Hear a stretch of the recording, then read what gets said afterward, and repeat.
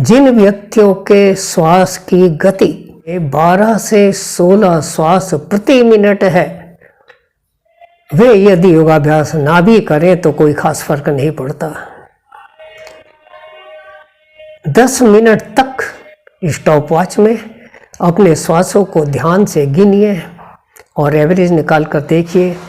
यदि 12 से 16 के बीच आप श्वास लेते हैं 1 मिनट में तो शायद आपका स्वास्थ्य सही है। बहुत मोटा सा ये रफ सूत्र है। एक श्वास का मतलब है कि एक बार श्वास लिया और छोड़ा। इस तरह से 12 से 16 श्वास 1 मिनट में होने चाहिए। वैसे इसके अतिरिक्त विस्तार में जाएं तब कुछ और सूत्र भी ऐसे हैं जिनको यदि आप अपनाते हैं तो सदा स्वस्थ रहते हैं। और बेशक आप योगाभ्यास ना करें, मृत्यु पर्यंत आप सुखी, आनंदित और दीर्घायु ही रहेंगे। उसमें सबसे बड़ा सूत्र है कि आपके वात, पित्त और कफ की प्रकृति कैसी है। आपको गैस्ट्रिक ट्रबल तो नहीं, एसिडिटी तो नहीं रहती, या जल्दी जल्दी जुकाम तो नहीं होता, अस्थमा, श्वास चढ़ने की, कफ की शिकायत तो नहीं रहती।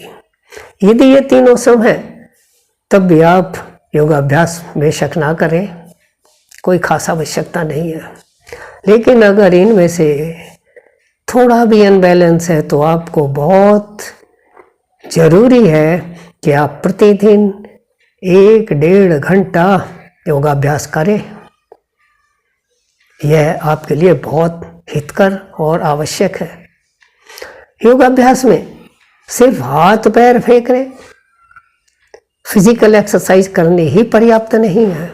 उसके लिए प्रतिदिन 200-250 श्वास गिनकर भ्रमण करना, कुछ आसन करने, प्राणायाम, जोर जोर से खुली हवा में हंसना और ताली वादन तथा कुछ एक्यूप्रेशर और ध्यान करना आवश्यक है। इसमें से जितना अधिक आप करेंगे उतना ही सुखी रहेंगे, स्वस्थ रहेंगे, आनंदित रहेंगे। ये एक ऐसा बैलेंस पैकेज है जिसका यदि आप अनुपालन करते तो आपके निकट कोई व्याधि कभी नहीं फटकती, और फटकती भी है तो बहुत जल्दी भाग जाती है।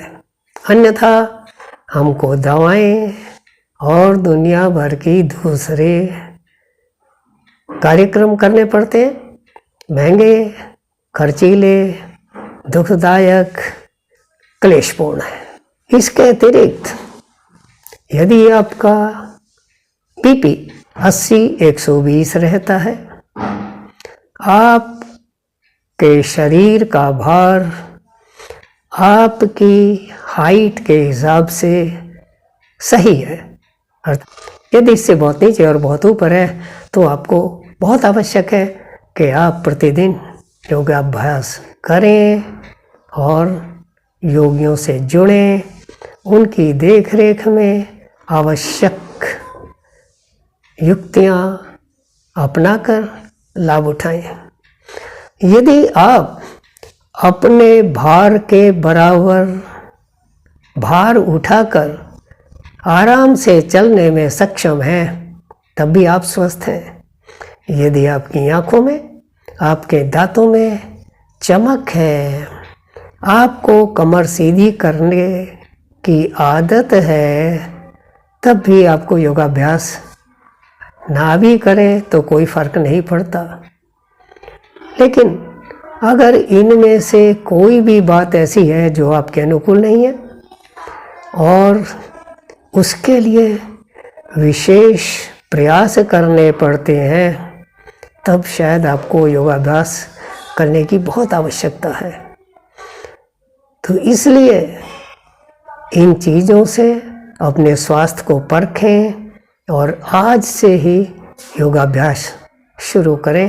महर्षि वेदव्यास कहते हैं कि वह योगी है, वही सन्यासी है जो अनाश्रितः कर्म फलम, कर्म तो करता है, कर्तव्य को तो पूरा करता है, लेकिन उसका फल कैसा होगा उस पर अधिक विचार नहीं करता। फल अच्छा मिले या बुरा मिले, जो हमारा कर्तव्य कर्म है उसको अवश्य करें। तो जैसे बड़ों की सेवा, छोटों का लालन पालन करना आवश्यक है, ठीक उसी प्रकार इस शरीर को संभाल कर रखना, निरोग रखना परम कर्तव्य है। यदि ये बातें आपको अच्छी लगती हों तो ऐसे लोगों तक अवश्य पहुंचाएं जिनका वात पित्त कफ अनबैलेंस रहता है, जिनको टेंशन रहती है, जो लोग किसी न किसी रोग से ग्रस्त हैं और आप उनके शुभ चिंतक हैं, तो उनको अवश्य शेयर कीजिए, लाइक कीजिए, सब्सक्राइब कीजिए। धन्यवाद, नमस्कार।